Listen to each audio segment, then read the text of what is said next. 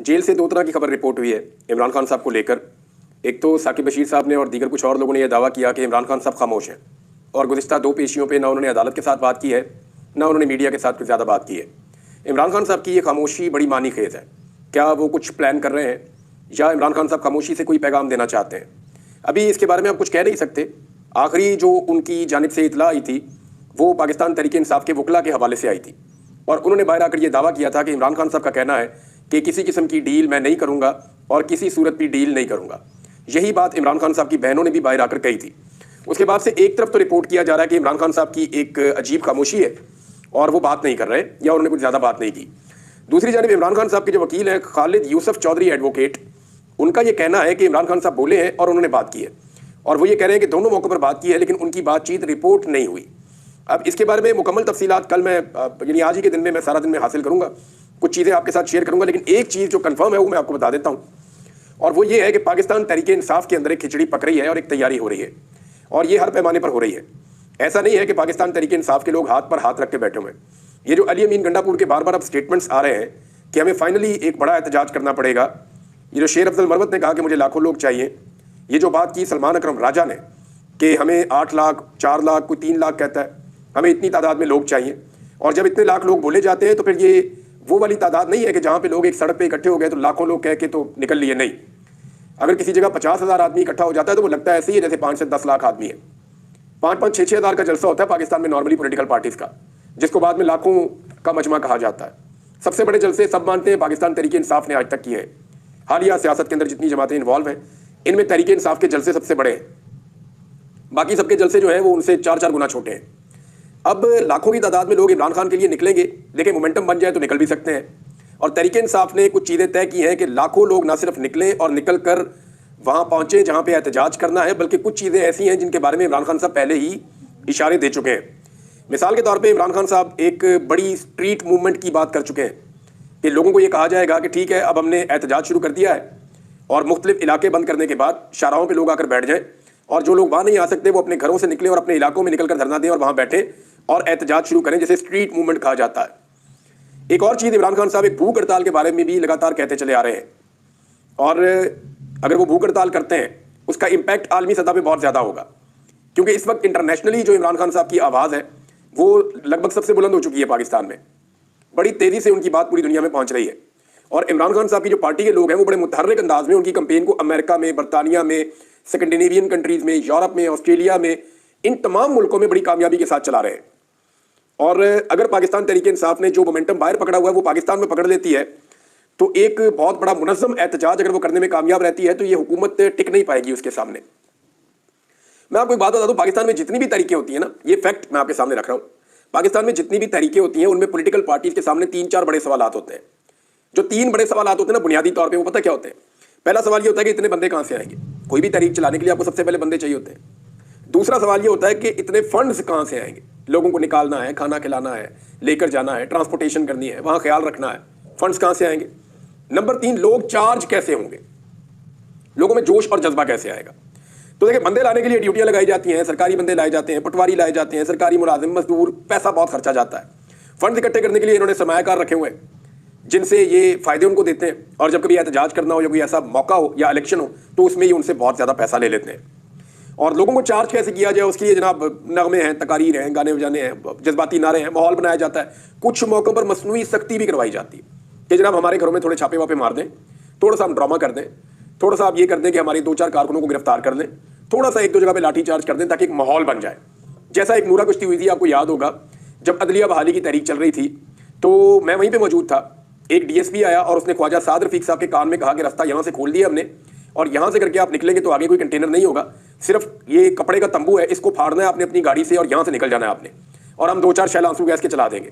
तो ये सारी चीज़ें उस वक्त तय हो गई थी और फिर नवाज शरीफ साहब को निकाला गया और उसी तरीके से वहाँ से वो निकल कर चले गए। बल्कि हमजा शहबाज क्योंकि गाड़ी चला रहे थे तो उनको ला के दिखाया गया कि ये वाला वो टेंट है जिसको आपने फाड़ के यहाँ से गाड़ी मार के निकालनी है, पीछे वाली तारें हटा दी गई हैं, आगे कंटेनर थे वो भी हटा दिए गए। तो वो थोड़ी सख्ती करके माहौल बनाया जाता है ताकि लीडर जो है वो उसके लिए लोग और जज्बाती हो जाए, लोगों को चार्ज किया जाता है। अच्छा, पाकिस्तान तहरीक इंसाफ के लिए तीनों मसाइल नहीं है ना, उनके लिए फंड्स का मसला। अब खैबर पख्तूनख्वा में कुछ लोग दावा कर रहे हैं कि जी फंड फलाने दिए, किसी ने नहीं दिए। वो मैं जानता हूँ फंड्स कहाँ से आए और फंड्स का पूरा हिसाब किताब मौजूद है, बल्कि जितने फंड्स खर्च हुए उससे ज़्यादा फंड्स आए मैं दावे के साथ आपको यह कह रहा हूं कि किसी ने अपने घर से अपनी जमीनें बेच के और अपने जायदाद बेच के पैसा नहीं दिया इन एहतजाजों के लिए। यह पैसा जो है वो पब्लिक ने दिया है और ये पब्लिक का पैसा है जो इस्तेमाल हुआ है एहतजाज के अंदर। लोगों ने दिया एहतजाज करने के लिए, लोग पाकिस्तान तहरीक इंसाफ को देते हैं। अब अगर कोई हिसाब मांगेगा तो मैं पूरा का पूरा हिसाब किताब खोल के सामने रख भी दूंगा। और अगर कोई ये कहता है कि वो पैसा अपने जेब से दिया है तो मैं आपको ये भी बता देता हूं कि जितना पैसा आया है वो भी पूरा अभी खर्च नहीं हुआ। तो फंड्स का भी मसला नहीं है तहरीक इंसाफ के लिए। लोग चार्ज कैसे होंगे? लोग तो पहले से ही बहुत गुस्से में, जो सूरत हाल हुकूमत ने बना दी है। यानी मैं आपको एक खबर अभी यहां बता देता हूं इसी हवाले से कि हुकूमत ने जो सूरत हाल बनाई है। IMF वाली खबर है वो मैं आपको बताता हूं, लेकिन पहले एक खबर और ले लिया, ये भी बहुत इंपॉर्टेंट है। तो पाकिस्तान तहरीक इंसाफ का मैंने आपको बताया कि वो प्लान कर रहे हैं एहतजाज के लिए और खैबर पख्तूनख्वा से इस दफा वो सोच रहे हैं कि क्वालिटी के बजाय क्वांटिटी में लोग निकाले जाएं, बहुत बड़ी तादाद में लोगों को इकट्ठा किया जाए। और जब खैबर पख्तूनख्वा से लाखों लोग पहुंचे तो उसके बाद पूरे पाकिस्तान से जो उनका पूरा एक प्लान है, जो इंतजार हुसैन पंजूथा साहब के पास था उस वक्त जब 4 और 5 तारीख को, ये प्लान एक्चुअली वही है, लेकिन इसकी एग्जीक्यूशन का टाइम जो है वो तब्दील हो गया। अगर पाकिस्तान तहरीक इंसाफ इसको एग्जीक्यूट कर सके तो अब इंटरनेशनल प्रेशर भी बढ़ता चला जा रहा है। सुप्रीम कोर्ट ऑफ पाकिस्तान में चीफ जस्टिस भी तब्दील हो चुके हैं, लिहाजा वहां पे जुल्म और ज्यादती के खिलाफ कोई तो थोड़ी बहुत आवाज उठेगी ना। पहले तो काजी साहब देखते नहीं थे, वो तो कहते थे किचन की गर्मी है आप निकल जाएं जनाब, अगर आपसे गर्मी बर्दाश्त नहीं होती है, आप सख्ती बर्दाश्त नहीं कर सकते तो आप फिर छोड़ दें इसको। तो काजी साहब तो ऐसे कह के टाल देते थे। अब मामला यह है कि अब पाकिस्तान की खारजा पॉलिसी को बड़ा धचका लगा है। पहली मरतबा ऐसा हुआ है कि चाइना और पाकिस्तान के दरमियान कुछ ऐसे अल्फाज का इस्तेमाल हुआ या ऐसे जुमले का तबादला हुआ जो माजी में कभी नहीं हुआ। कम से कम मैंने तो अपने सहाफ़ती करियर में नहीं देखा और बहुत सारे मेरे से सीनियर लोग हैं उन्होंने भी नहीं देखा। ये हुआ क्यों? देखिए, इसमें कुछ लोग ये भी रिपोर्ट कर रहे हैं कि चाइना को तशवीश बढ़ती जा रही है पाकिस्तान में जो चीनी शहरियों के साथ लगातार दहशतगर्दी के वाक़यात हो रहे हैं और पाकिस्तान उन्हें रोकने में नाकाम है। दूसरा, पाकिस्तान का पूरा फोकस जो है वो पाकिस्तान तहरीक इंसाफ को दबाने में है। दहशतगर्दी के ऊपर क्या उस तरह का फोकस है? तो ये सवालात भी अपनी जगह पे मौजूद हैं। अब चाइना को सामने बैठाकर इसहाक डार कह रहे हैं जी चीनी जितने मर्जी यहाँ पे मारे जाए, चीन की पाकिस्तान के बारे में पॉलिसी है कि बंदे जितने मर्जी मरे, हम सरमायाकारी भी करेंगे और हम इनकी सपोर्ट भी करेंगे पाकिस्तान की। उन्होंने कहा नहीं जी नहीं, हमारे बंदे, हमारे शहरी हमारी प्रायोरिटी है। हमारे सदर ने ऐसी कोई बात नहीं की, हम किसी मुल्क को भी इस्तिस्ना नहीं दे रहे, तमाम मुल्क हमारे लिए एक जैसे हैं। उसके बाद जो है वो एक पाकिस्तानी फॉरेन ऑफिस की तरफ से भी एक स्टेटमेंट आया। तो चीन और पाकिस्तान के ताल्लुकात को अगर मैं बहुत मोहतात रहकर भी बात करूं तो इसके अंदर सर्दमोरी है, ये आगे नहीं बढ़े, ये कुछ पीछे आ गए हैं। इसहाक डार साहब वो आदमी है, ये जिस चीज़ को हाथ लगाते हैं ना ऑलमोस्ट तबाही करते हैं। इन्होंने मईशत को हाथ लगाया सन 2013 के बाद, मईशत को ऐसा तबाह किया अभी तक खड़ी नहीं हो रही। यही वो आदमी है ना जब IPPs आपके लग रहे थे, महंगे तरीन बिजली के कारखाने लगा रहे थे, इसहाक डार साहब थे, वो कारनामा इनका। तो अब तक पाकिस्तान खड़ा नहीं हो रहा। जनरल बाजवा ने हम सबको सहाफियों को बिठा के कहा कि पाकिस्तान की मईशत के लिए सबसे बड़ा कोई मुजरिम है तो इसहाक डार है। फिर उसी जनरल बाजवा ने इसहाक डार को बुला के जो मईशत बाकी बच गई थी, इमरान खान ने थोड़ी बहुत खड़ी की थी, वो भी तबाह करवा दी। अब जब मईशत मुकम्मल तौर पे तबाह हो गई, बर्बाद हो गई, उसकी मैं भी आपको मिसाल देता हूं। तो डार साहब को अब दिया गया वजारत खारजा का कलमदान कि जनाब अब ये भी आप तबाह कर दें। तो उसकी ऐसी तबाही फेरी है कि पूरी तरह से अमरीकी कैंप में जाकर पाकिस्तान लेट गया है। और चीन जिसके साथ पाकिस्तान के मिसाली ताल्लुकात होते थे, अब वैसे ताल्लुकात पाकिस्तान के चीन के साथ नहीं है। इस वक्त सदर पाकिस्तान को दौरा चीन में जाना था, लेकिन खबर आती है कि उनके पांव पे मोच आ गई है। अब इसकी 2-3 वजूहत हो सकती हैं। एक तो हो सकता है कि सदर मुमलिकत वाकई में उनके पांव पे चोट लग गई हो, एक ऑप्शन ये है, लेकिन अभी तक कोई उसकी कोई तस्वीर नहीं आई, उसका मेडिकल नहीं आया, कोई ऐसी चीज़ नहीं आई, लेकिन सदर पाकिस्तान है। हो सकता है उनके पांव में वाकई मोच आ गई हो या फ्रैक्चर आ गया हो।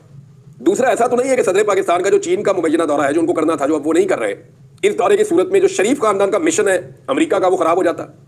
क्योंकि शरीफ खानदान इस वक्त अमेरिका के कदमों में बैठे हुए हैं और उन्हें इस बात का शुबा है कि शायद डोनाल्ड ट्रंप अब इलेक्शन जीत जाएगा। वरना आपको याद होगा कि पिछली मरतबा जब इलेक्शन था तो डेमोक्रेट्स को नून लीग खुलकर सपोर्ट कर रही थी, डेमोक्रेट्स के साथ नून लीग खड़ी हुई थी, तस्वीरें पोस्ट करते थे, बताते थे और खुलकर कहते थे हम डेमोक्रेट्स को सपोर्ट कर रहे हैं। लेकिन नून लीग ने इस मरतबा डेमोक्रेट्स की सपोर्ट के अंदर कोई पोस्ट नहीं लगाई। नून लीग अपने आप को मोहतात रखे हुए है, शायद उन्हें लगता है कि डोनाल्ड ट्रंप जीतने वाला है। डोनाल्ड ट्रंप से इनकी मुलाकात हो नहीं पा रही। दूसरा, जो पाकिस्तानी ओवरसीज है अमेरिका में, उन्होंने डोनाल्ड ट्रंप से गारंटी ली है कि जनाब हम आपको सपोर्ट करेंगे, आप पाकिस्तान में जमहूरियत के लिए आवाज उठाएंगे और इमरान खान के साथ होने वाली ज्यादतियों को बंद कराने में आप अपना किरदार अदा करेंगे। अब वहां पे एक अलग सिचुएशन बनी हुई है। अब ये सारे भाई मिलके जो है वो मिशन अमेरिका के ऊपर है। ऐसे में अगर चीन चले जाए सदर जरदारी तो इंपैक्ट खराब हो सकता है, एक ये रीजन भी है। दूसरा, इस वक्त चीन का दौरा करना जब इस तरह की बयानबाजी हो रही है तो ये भी सदर के लिए एक मुश्किल चीज है। तो पाँव में मोच आ जाना, इसके ऊपर सवालात लोग उठा रहे हैं और लोग तो जालिम है जी, वो तो फिर हर एक बात का ताना देंगे, बातों बातों में जो है वो चीन का जिक्र भी ले आएंगे, कभी अमेरिका का भी आ जाएगा। तो वहां पे जिक्र आ गया है आसिफ अली जरदारी साहब की मोच को लेकर चीन और अमेरिका के साथ पाकिस्तान के ताल्लुकात और मौजूदा सूरत हाल के हवाले से। अब आ जाए जनाब आप एक और खबर की तरफ, और ये बड़ी खबर है। शहबाज राणा साहब ने खबर दी, उनका क्रेडिट है। और इसकी जो तफसीलात है मैंने बहुत आसान करके आपके लिए रखी। हुआ ये कि पाकिस्तान ने 25 सितंबर को IMF के साथ मुआहदा मुकम्मल कर लिया था। इसके बदले में IMF ने कहा पाकिस्तान को $7 अरब वो देगा 37 महीने में। अच्छा, IMF ने और पाकिस्तान ने जो चीजें तय की थी, हमने आपको उस वक्त बताया था कि ये डूएबल नहीं है, मुमकिन नहीं है, पाकिस्तानी सियासतदान किसी और दुनिया में रहते हैं, ये IMF के साथ झूठ बोल रहे हैं। अब हुआ ये है कि IMF के साथ मिलकर पाकिस्तानी हुकूमत ने जितने अहदाफ रखे थे उनको पूरा करने में नाकाम रही, और नाकामी के पीछे जो दो जिम्मेदारान है, एक फेडरल गवर्नमेंट है यानी शहबाज शरीफ, और दूसरी पंजाब गवर्नमेंट है यानी मरियम नवाज। बाकी सबने कुछ ना कुछ रोल प्ले किया है, इन दो लोगों ने तबाही फेरी। पंजाब जो है वो पैसा खर्च करने से बात नहीं आ रहा, वो इजाफी खर्चे करता जा रहा है और इस तरह के मंसूबे लेकर आ रहा है जिससे उनकी जाती तशहीर हो। उसकी वजह यह है कि पंजाब बहुत ज्यादा डरा हुआ है पाकिस्तान तहरीक इंसाफ की मकबूलियत से, और तहरीक इंसाफ की मकबूलियत बढ़ती जा रही है और वो पैसा खर्च करते जा रहे हैं। ये सरकार का पैसा है, वो अपनी सियासी बचत के लिए, अपनी सियासी बका के लिए खर्च कर रहे हैं, और ये जो खर्चा है ये पाकिस्तान को महंगा पड़ रहा है। लिहाजा IMF के साथ जो डील की है वो पहली तिमाही में ही फारग हो रही है, यानी 4 महीनों के अंदर अंदर। ऐसा पहले कभी नहीं हुआ कि IMF के साथ कोई डील हुई हो और होने के 1 महीने के अंदर अंदर ही वो डील फारिग हो गई हो। यानी ये तिमाही तो चल रही है ना हमारे बजट की, अब उसके बाद शिशमाही चल रहा है, चौथा महीना। तो 25 सितंबर को जो डील हुई थी वो 1 महीने के बाद अब पूरी तरह खतरे में। हुकूमत के पास 2 रास्ते हैं। एक रास्ता यह है कि हुकूमत अपनी गलती माने, दोबारा IMF के पास जाए, उनसे माफी मांगे और उन्हें यह कहे कि जनाब दोबारा बैठ जाते हैं, हम इस काबिल नहीं है जो बातें हमने कर दी थी, लिहाजा हमारे लिए कोई रास्ता निकालिए सरकार। इस पे तो IMF मानने का नहीं, बहुत मुश्किल लगता है, बहुत मुश्किल लगता है। हो सकता है शरीफ खानदान इसके लिए मिन्नतें कर रहे हो इस वक्त अमेरिका की, बाकी लोगों की, कि यार अल्लाह का वास्ता हमारी बात मनवा दें IMF से, तो IMF को किसी बात पे ले आए। तो एक रास्ता तो यह है कि IMF को किसी तरह मनाए कि जनाब बड़ी मेहरबानी आपकी। हालांकि IMF पहले ही नहीं मान रहा था, उन शराइत पे भी नहीं मान रहा था और बड़ी सख्त शराइत थी, लेकिन पाकिस्तान को पूरी नहीं कर पाया। अब 2 रास्ते हैं, या तो IMF की मिन्नत तरला करके दोबारा नई शराइत रखें, अपने अहदाफ को तब्दील करें, और दूसरा तरीका यह है कि फिर अपनी गलती तस्लीम करने की बजाय IMF की वो वाली शर्त माने जिसमें उन्होंने कहा था कि अगर आप अपने अहदाफ मुकम्मल नहीं कर पाएंगे तो फिर आप अपने मालियाती खसारों को पूरा करने के लिए अवाम पे टैक्स के ऊपर टैक्स, टैक्स के ऊपर टैक्स, टैक्स के ऊपर टैक्स लगाते जाएंगे। दूसरा रास्ता यह है कि अवाम के ऊपर टैक्सों का मजीद बोझ डाल दें। अब इस वक्त हुकूमत जो है वो जाली आदादो शुमार जाहिर कर रही है कि महंगाई कम हो गई है। हालांकि आप जो अपना किचन चलाते हैं, आप लोग मुझे इस वीलॉग में बता दें, क्या आप लोगों के घर के किचन का बजट कम हुआ या ज्यादा हो गया? क्या जो चीजें आप खाते हैं या इस्तेमाल करते हैं उनकी कीमत कम हुई या ज्यादा हुई? पेट्रोल की कीमत कम हुई या ज्यादा हुई? डीजल आपको क्या सस्ता मिल रहा है? इमरान खान के दौर से अगर आप मवाजना करें तो आज महंगाई दुगनी से ज्यादा है। बिजली की कीमत 4 गुना बढ़ चुकी है इमरान खान साहब के दौर से लेकर अब तक। बाकी चीजों की कीमतें भी आपके सामने है। लिहाजा महंगाई कम करने का सिर्फ प्रोपेगेंडा किया जा रहा है ताकि जब बढ़ाई जाए तो लोगों को कहा जाए देखिए हमने पहले भी रिलीफ दिया था, हम दोबारा रिलीफ देंगे।